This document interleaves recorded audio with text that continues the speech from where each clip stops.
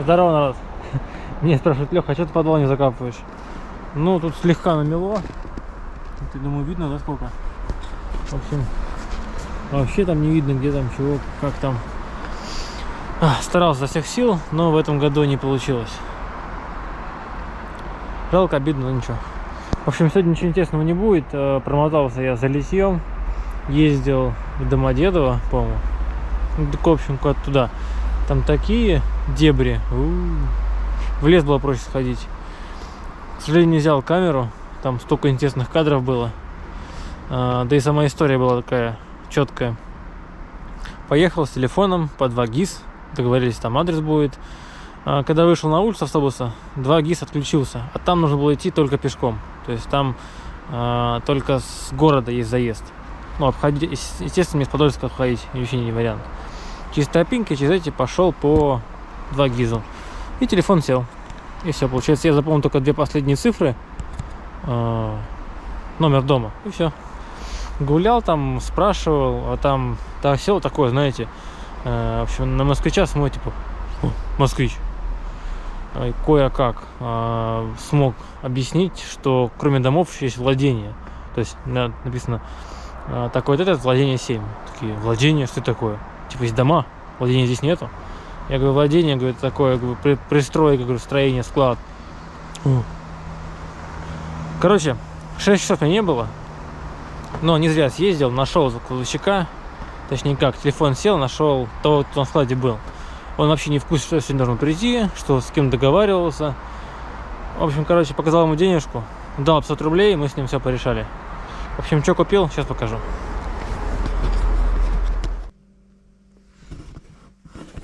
Так, ну что ж, показываю, что привез. О, конечно, это не все, это половину литья, но здесь есть кое-что очень ценное для меня. Распаковка на камеру. Так, это у нас дульная, или как она называется? Как называется она, дульная?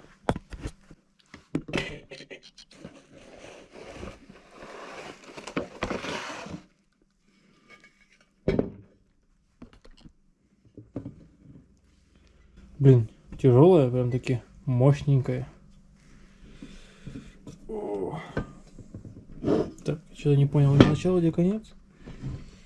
Так, странно. Ручки. Ручки тут есть.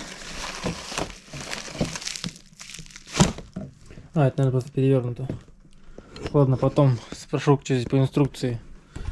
Так, еще у меня есть зольник, или ильник, или как болотник. Колосник зольник. Да, колосник будет смотреть. Похоже чем-то на то, что я в детстве сдавал на металл. Да, мы там с складом с фонариком побегали. Я смотрел, чтобы не было трещин, потертостей, швов, сколов. Несколько это важно. Поэтому там конкретно. Так, ну и сейчас самое главное, это вот это вот.